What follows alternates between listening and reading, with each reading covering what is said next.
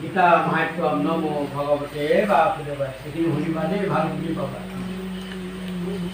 গীতাশৈব মাহাত্ম্যম তথা বহুতমে বদ পুৰা নাৰায়ণ কেতে ব্যাকৰণ বুলি বুজিছোঁ। কত গীতাৰ মাহাত্ম্য কথা শুনা সৰ্বজন, দিব্য জ্ঞান লভে যাক কৰিলে শ্ৰৱণ। এই ভাগ দিলে দিব্য জ্ঞান লাভ হ'ব। তোমাৰ এই ভাগটো পঢ়া নাই তুমি, আৰু অনাও নাই এখন কিতাপ আনি চাবা। এৰা ভূত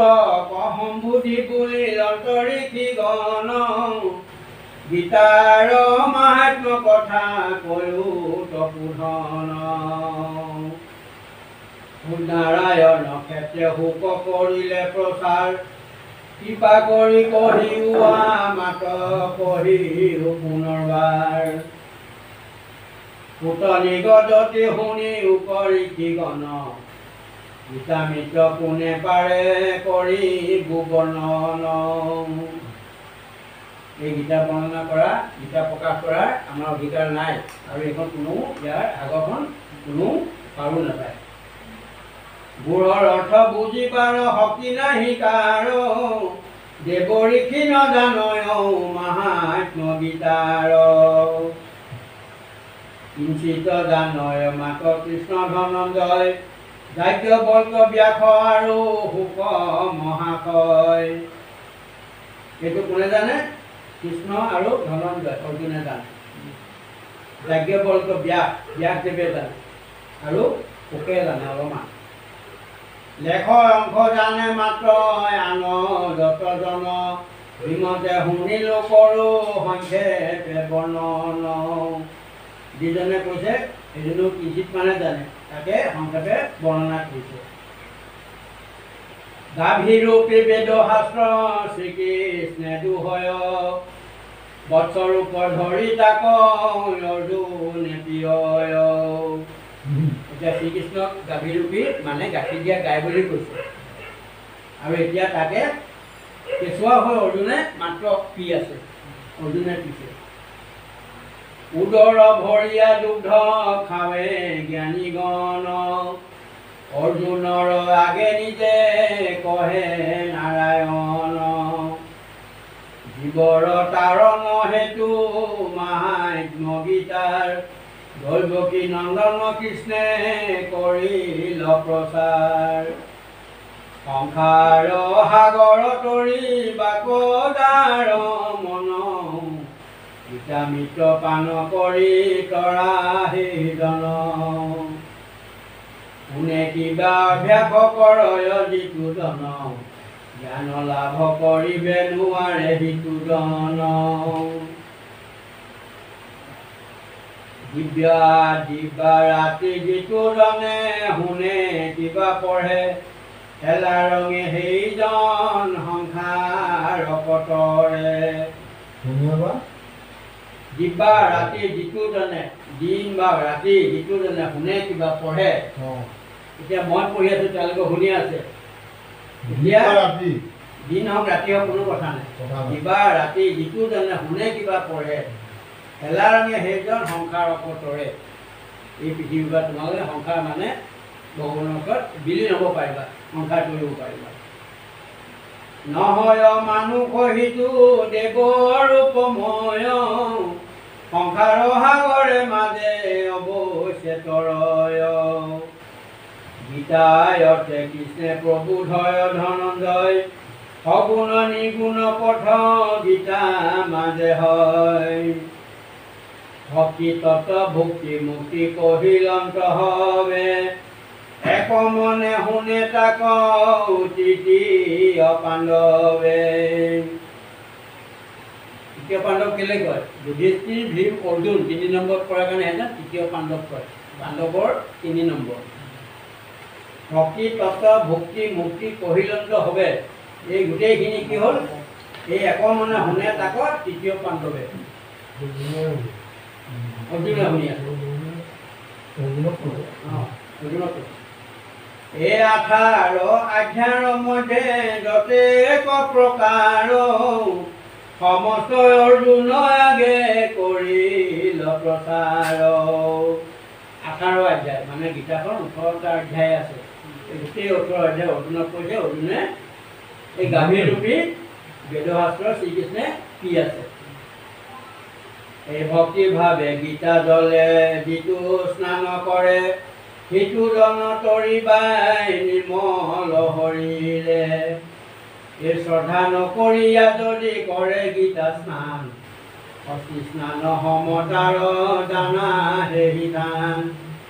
তুমি এতিয়া শ্ৰদ্ধা মই পঢ়ি আছো তুমি শ্ৰদ্ধা নাই মনটো তুমি ভাবিছা মই এতিয়া খাই হ'বগে লাগে সেইদিনা গীতা পঢ়ি আছো তাৰমানে কি অৰ্থ বুজাব ষষ্ঠী স্নান বুলি বুজিছা নহয় হাতী গা ধুৱাই চাবোন মাৰি 10 টকা চাবোন মাৰি গা নাই সি পাৰলৈ গৈ ধূলি সোপা গালে মাৰি দিব তাৰমানে গা ধুৱাই লাভ নাই তুমি যদি ভালকৈ একান্ত মানে নাই শুনা বা শ্ৰদ্ধাৰ নাই শুনা তেতিয়াহ'লে তোমাৰ সেই ষষ্ঠী স্নান নিচিনা হ'ব বুলি কৈছোঁ মই পঢ়ি থকাটো মোৰ কোনো অৰ্থ নাই মই পঢ়ি আছোঁ মোৰ পাপ পুণ্য হৈছে তুমি যদি শ্ৰদ্ধাৰে শুনা নাই শুনাৰ জনৰ আকৌ বেছি হেৰি পুণ্য শ্ৰৱণ কীৰ্তন শ্ৰৱণ শুনা মই কীৰ্তনে কৈ আছোঁ শ্ৰৱণ জনা আৰু পুণ্য এই গীতা পাঠ নকৰেনো শুনে যিটো জন তাত পৰে সংসাৰত পাপী নাহি আন গীতাৰ অৰ্থ নজানয় যিটো নৰ জ্ঞান বুদ্ধি কুল দেহ অধিক হবে তাৰ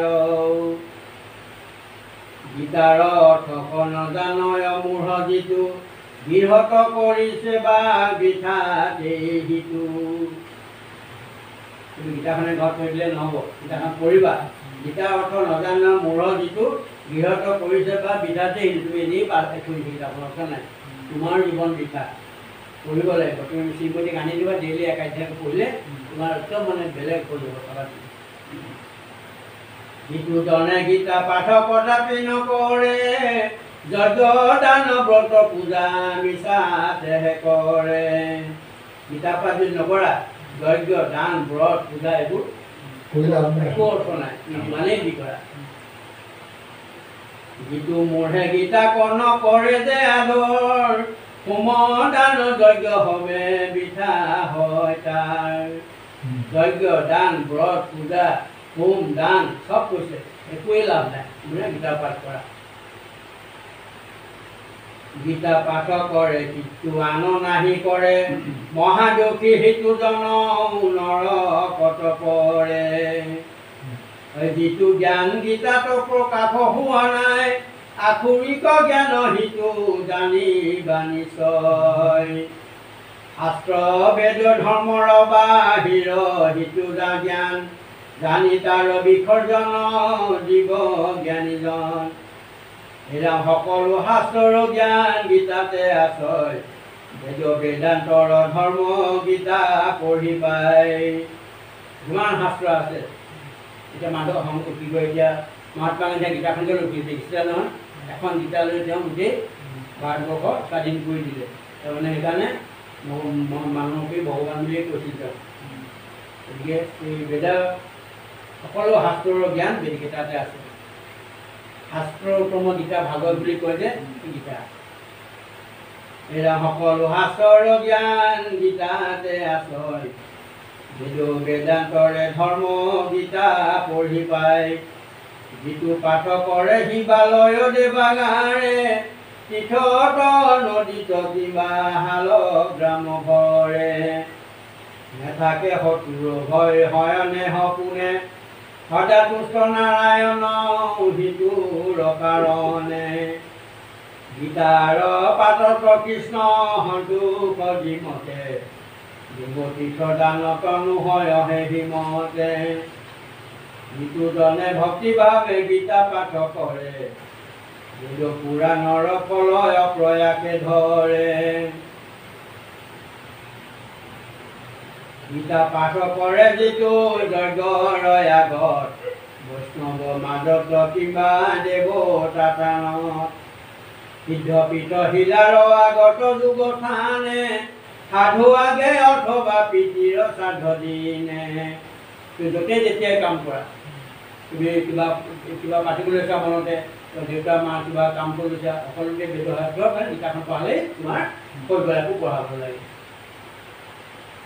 আৰু বহিদি হয় তাৰ বেদৰ বচন অৰ্জুনৰ আগে নিজে কহে নাৰায়ণ দিনে দিনে যিটোজনে গীতা পাঠ কৰে অশ্বমেধ ফল সিটো অৱশ্যেই ধৰে শ্ৰৱণ কীৰ্তন সদা গীতা ককৰয় পৰম গতি কহিতো অৱশ্যে লভয় নিৰাম ভক্তি ভাৱে সেইজনে গীতা কৰে দান মনোমত ভাগ্য লাভ পায় সেইজন সৌভাগ্য দশকলভে নাহিকে সংশয় পৰম সুখ কলবী সংসাৰে তৰয় সৰ্বত্ৰ যাৰ ঘৰে গীতা পাঠ কৰে পীড়া ব্যাধি দুখ সুখ নাহি তাৰ ঘৰে সৰ্বত্ৰতে যাৰ ঘৰে গীতা পাঠ কৰে সৰ্বত্ৰতে মানে সদায় বেছি ক'বলৈ পৰা নাই এক অধ্যায় কি কৰে পীড়া ব্যাধি দুখ সুখ সেই ঘৰত আৰু কেতিয়াও নাহে দুখ সুখ তাপত্ৰয় থাকয় দূৰত নহয় বিপদ তাৰয় অৱনি মাজত নৰক এৰাই বাঢ়ে কৃষ্ণত ভকতি স্ফুটকয় আদি ৰোগে নহয় দুৰ্গতি জীৱৰ পালক কৃষ্ণ যদি তুষ্ট হয় নাই ভক্তি বুলি তাক কহে বেদচয় মুক্তি সুখ পায় অংগ পাপ মুক্ত হয় পদ্মপত্ৰে জলে যেন স্পৰ্শ নকৰয় যিটোজনে নীতি কৰে অভ্যাস গীতাক মহাপাপে স্পৰ্শ নকৰয় প্ৰভুতাক অভক্ষ ভক্ষণ বা ঈশ্বৰয় আচৰণে অস্পৃশ্য স্পৰ্শ নকৰে জ্ঞানে বাৰ জ্ঞানে অসত্য ইন্দ্ৰিয় হেতু যতে কপাতে অক সৰ্বপাপ নাশ হয় পাঠক গীতাক সৰ্বতই আহাৰ কৰে নকৰি বিচাৰ গীতা পাঠে সেই পাপ খণ্ডয় তাহাৰ ৰত্নপূৰ্ণ মহিলাভ কৰে অন্যায়েৰে গীতা পাঠ মাত্ৰ তাৰ সেই পাপ হৰে অন্তৰত গীতা যাৰ কৰয় ৰমন আগ্নিক পণ্ডিত দাপক ক্ৰিয়াবান জ্ঞানী ধনী যোগী হেতু অৱশ্যে হয় যিটো সদা হৃদয়ত গীতাক ধৰয় সৰ্বকালে যিটো থানে গীতা পাঠ হয় পৰায়া গালি হবে তীৰ্থ সেই থানে ৰয় যোগী ঋষি দেৱগণে দেহ ৰক্ষে তাৰ থাকয় হবায় তাৰ জৈৱকী কুমাৰ ধ্ৰুৱ আদি পৰিষদ নাৰদ গোহাঁই সৰ্বদা গীতাৰ আগে অৱস্থান হয় কৰে শুনে কিম্বা অৰ্থ কৰয় গীতাৰ অৱস্থান কৰে কৃষ্ণ হৰিত তাহাৰ নাৰায়ণ বদতি শুনিও ধনঞ্জয় হৃদয়ৰ ধন গীতা জানি বাণিজ্যয় সেই গীতা মাত্ৰ সৰ্বোত্তম জ্ঞানৰ আধাৰ তিলোক পালো সময় আশ্ৰয় গীতাৰ গীতাহে পৰম পদ গীতোত্তম স্থান গীতাৰ পৰম বিদ্যা ব্ৰহ্মৰূপীমান এই গীতাৰ গোপন তথ্য শুনা ধনঞ্জয় যাহাৰ কীৰ্তনে সৰ্ব পাপ মুক্ত হয় গংগা গীতা গয়া উহা বিত্ৰী গীতা হত্যা অৰ্ধমাত্ৰ সীতাও ভগ্নী পতিব্ৰতা নন্দ বেদত্ৰয়ী ব্ৰহ্ম বিদ্যা সন্ধ্যাত্ৰয় সৰ্বকালে কৰি আছে গীতাতে আশ্ৰয় মূল মাজে আন নাম আশ্ৰয় যতে শুদ্ধ মনে স্মৰণ যি কৰয় প্ৰত্যেক জ্ঞান সিদ্ধি লাভ পাৱে পৰম পদক প্ৰকৃতি স্বৰূপ বুলি জানিবা গীতাক হেৰা সমস্ত অক্ষমে গীতাই অৰ্ধ পাঠ কৰে ভূদানৰ ফল হিতু তথাপিও ধৰে তিনি ভাগ পাঠে সেই যুগ ফল পায় গংগা স্নান ফল লভে পাতে ভাগ ছয় আধ্যাত্মিক গীতা যদি নিতে পাঠ কৰে ইন্দ্ৰলোকে বাস কৰে সেই সাধু নৰে নিতে এক আধ্যা পাঠ কৰে ভক্তি ভাৱে সংসাৰ তৰিয়া সুখে ৰুদ্ৰ লোক পাৱে অৰ্ধাৰ্থ আধ্যা পাঠক গীতা হত মন তৰা বাস কৰে সূৰ্য লোক যদিও শ্লোক পাঠ কৰে 10,500 চাৰি তিনি এক অধ্যায় যদি পাঠ মাত্ৰ চন্দ্ৰলোক বাস হয় অযুত বছৰ সংসাৰৰ দুখ কণ পাৱে হিতুনৰ বহুত পঢ়িবলৈ কোৱা নাই কি পঢ়িবলৈ গম পাইছা নহয় অলপ আধা পাঠ কৰা এপেজ পাঠ কৰা এক অধ্যায় পাঠ কৰা কেনেকৈ পাঠ কৰিলে কি হয় চব লিখা আছে ধুনীয়াকৈ কোনো অধ্যায়ৰ যদি 4 ভাগৰ এভাগ পাঠ কৰি কৰে যদি জীৱন ত্যাগ সৰ্ব পাপ মুক্তি পায় সেই সদাচাৰ ৰাখি ৰাখি পাপ হ'ব ধ্বংস হয় তাৰ মৃত্যু কালে গীতা সংগে থাকয় যাহাৰ বৈকুণ্ঠে কৃষ্ণৰ সংগে কৰয় বিহাৰ গীতা পাঠ লৈ যদি কোনোবাই মৰিব পাৰে চিধাই বৈকুণ্ঠ পায় আৰু কোনো তোমাৰ কাম নাই ভগৱানৰ ওচৰত কৃষ্ণৰে কিবা পাঠ কৰে মৰণ কালত অনায়াসে যাৱে সিটো গুৰু প্ৰধানত মৃত্যু যদি আধ্যায় গীতা পাঠ কৰি গীতাভ্যাসে বঢ়ে কোনো নৰ জন্ম ধৰি মৰণ সময়ে মুখে গীতা উচ্চাৰে উত্তম গতি লাভ কৰে সিটো নৰে যত ধৰ্ম কৰ্ম মানে গীতাত আছয় কি কব নিদুখী বুলি সৰ্বয় লোকে কয় পিতৃ সাধে গীতা পাঠে পিতৃ তুষ্ট হয় নৰক বিষ্ণু নিষ্ঠুৰী পিতৃ স্বৰ্গ পুৰে যায় গীতাত সন্তোষ পিতৃ গণয় অতিশয় উঠে আশীৰ্বাদ পিতৃ লোক লৱৰয়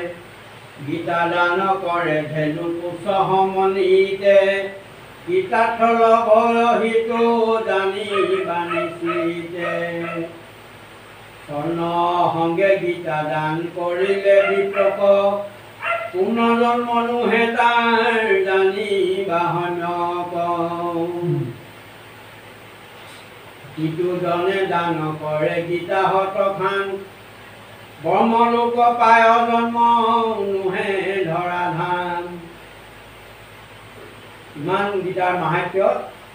স্বৰ্ণ সংগে গীতা দান কৰিলে বিপ্ৰ পুনৰ্জন্ম নোহে তাৰ জানিব সন্যক মানে বৈকুণ্ঠতে থাকিব পাৰিব আৰু মানুহ যাতে জন্ম নলয় আৰু বৈকুণ্ঠত থান মানে ভগৱানৰ লগত যিজনে দান কৰে গীতা হতখান যি হতখন মানে গীতা দান কৰে ব্ৰহ্মলোকে পায় জন্ম নোহে ধৰা ধাম এই জন্মত জন্ম লৈ ধৰা ধাম মানে আচল জেগাত শূন্য হয় সেইকাৰণে এই সকামে নিকামে গীতাখন দান দিয়ে বা ঘোষাখন দান দিয়ে সভাত হয় নহয় এই আচল অৰ্থ এই ৰাম গীতা দান প্ৰভাৱতে সেই সাধলোকে সপ্তকল্প বিষ্ণু বিষ্ণু লোকে থাকে গীতাত সম্যক যিটো শ্ৰৱণ কৰয় প্ৰীতিভাৱে কৃষ্ণে তাৰ অভীষ্ট সাধয় চতুবৰ্ণ লোকে এই অৱনি ভিতৰে অমৃত ৰূপিণী গীতাই আশ্ৰয় নকৰে হাতৰ অমৃত ত্যাগ কৰে জানি শুনি বিষ ভক্তি মৰে যেন প্ৰাণ কয়া পুনি ইমান এখন অমৃত যদি গীতা নপঢ়ে তেতিয়াহ'লে কি কৈছে বিষ ভক্তি মৰে বিষ পান কৰি মৰা নিচিনা একে অৱস্থা ঘৰত আনি থৈ দিছা ধুনীয়াকৈ কাপোৰে বান্ধি বছৰত এবাৰ উলিওৱা কামত নাহিব সদায় এপাক এপাক পঢ়িবা একিলা হ'লেও পঢ়িবা সন্মুখ অলপ নাই এক পেজ পঢ়িবা জলদি গুচি যাবা তোমাৰ কি হ'ব এতিয়া তেওঁ অনাখন কৃষ্ণ গীতা নহয় ভাগৱত গীতা এইখন বেলেগ তেওঁ সেইকাৰণে তেওঁ অৰ্থটো বুজা নাই এইখনত যে তেওঁ লিখাও নাই এইখন নহয় তেওঁ বুজি নাপায় এখনতো অৰ্থটো বলে গোটেই ভাগৱতখনৰ সাৰ্বমুখী তাত আছে এইখন হৈছে শ্ৰীকৃষ্ণ গীতা এইখনহে আছে এই ৰাম সংসাৰত আছে যত মনো দুখী গণ সুখে লভে গীতা জ্ঞানে গীতা কৰি পান তোমাৰ মনৰ দুখ আছে সংসাৰত আছে যত মনো দুখী গণ যিমান আছে মনৰ দুখীবিলাক মনৰ দুখ আছে সুখ লভে গীতা জ্ঞানে গীতা কৰি পান পান মানে তুমি পঢ়িবলৈ কৈছে কিতাপ পঢ়িবলৈ কৈছে তেতিয়া সংসাৰত তুমি দুখ তোমাৰ সব আঁতৰি যাব চব আছে তুমি চব পাবা কি কাৰণে তুমি দুখ বুজিলা বা তুমি কিয় হ'ল চব আছে তুমি একে অধ্যয়ন চোৱা তুমি সেইকাৰণে জ্ঞান যুগ বিভাগ যুগ কৰ্ম যুগ ভাগ ভাগ আছে কোন সময়ত কি আছে তোমাৰ ভাগে ভাগে লিখা জ্ঞান বিজ্ঞান যুগ চব আছে তুমি পঢ়িলে চব পাই যাবা তুমি কৰ্মফল তোমাৰ এটা আছিলে কৰ্মফল ভুগিলা গতিকে সেইটো ধৰি দিলে তোমাৰ একো লাভ নাই এই ৰামজন কাদি ঋষি গণে গীতাশ্ৰয়া হৈ পাপ খণ্ডি অন্তকে পৰম গতি পাই ঘৰ নোহে গীতা সকলে সমান বৰ্মস্বৰূপিণী গীতা জানা মতিমান লৰচৰ নোহে গীতা সকলে সমান তুমি যদি লৰচৰ নকৰে মই কৈছোঁ আপোনালোকতে বান্ধি ধৰিছা ভিতৰত সোমোৱাই নতুনকৈ আনি লোৱা একো কৰিবলৈ মন নাই বহত আহিলে বহুৱাম নহ'ব তুমি চৰ্চা কৰি থাকা এখন জড় কৰি নথবা এখন এতিয়া চৈতন্য হৈ আছে আমি চলাই আছোঁ চৈতন্য তুমি থৈ দিলে এখন জড় হ'ব কামত নাহে এৰাৱতী অভিমানে গৰ্ভগীতা নিন্দে যিটো জন অৱশ্যে সি মূঢ় হয় নৰকে পতন অহংকাৰে গীতা অৰ্থ শ্ৰদ্ধা নকৰয় কল্প অম্ভে কুম্ভী পাক নৰ পতৰয় গীতা কৰয় ব্যাখ্যা নুহু নয়নে শুকৰ জুনিত জন্ম ধৰে সেইজনে চুৰি কৰি আঁকি যদি পঢ়য় গীতাক পুণ্যক্ষয় পাই পাপে বেঢ়য় তাহাক গীতা পঢ়ি পৰময় ঠকল ভয় নকয় একো ভাল মিছাতে পঢ়য় এনে প্ৰমতৰ শ্ৰম হুৱে অনাহক ততোধিক হিতু বুলি জানি বাহনক এই ৰাম গীতা ক শুনয় যিটো শুদ্ধ চিত্ত হুই সুবৰ্ণ পাতৰ বস্ত্ৰ ভূদা দ্ৰব্য চাই এই গীতা যদি তুমি শুদ্ধ মনে শুনা সুবৰ্ণ পাতৰ বস্ত্ৰ তোমাৰ অন্ন খোৱা নিচিনা সমান তুমি জ্ঞান হ'ব সুবৰ্ণ পাত্ৰ সোণৰ পাত্ৰত গীতা খোৱা মানে ভগৱানৰ হাতৰ লগত একেলগেই থকা একেই কথা এই প্ৰীতি হেতু পৰমাত্মা উৎসৰ্গ কৰিব যথা যুগ পুঁজি পাছত সন্তোষিব সুবৰ্ণ সহিতে বস্ত্ৰ দ্ৰব্য জীৱদান বাচকৰ তুষ্টে প্ৰীতি হুৱে ভগৱান এৰা ভূত নিগতি শুনিও কৰি কিগণ অৰ্জুন আগত স্বয়ং কহে নাৰায়ণ পালা এতিয়া ভূত নিগতি শুনি কৰি কিগণ অৰ্জুন আগত স্বয়ং কহে নাৰায়ণ গীতা পাঠ হে কৈতো পাঠ যে কৰিব তেৱেকে পাঠৰ ফল হৃদন লভিব গীতা পাঠ কৰি যদি মাহাত্ম্য নপঢ়ে বিঠাতে হৃদন গীতা পাঠ কৰি মৰে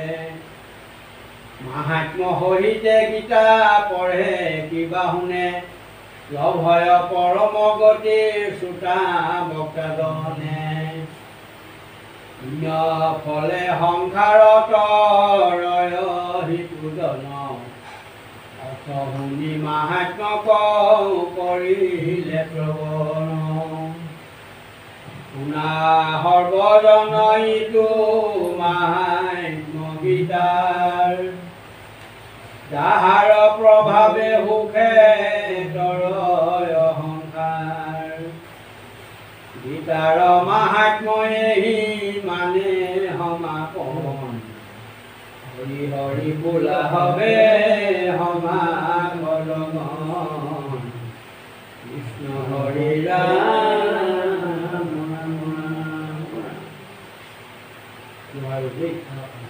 এৰা শুনা সৰ্বজন ইটো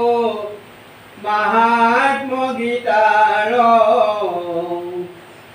যাহাৰ প্ৰভাৱে সুখে তৰয় সংসাৰ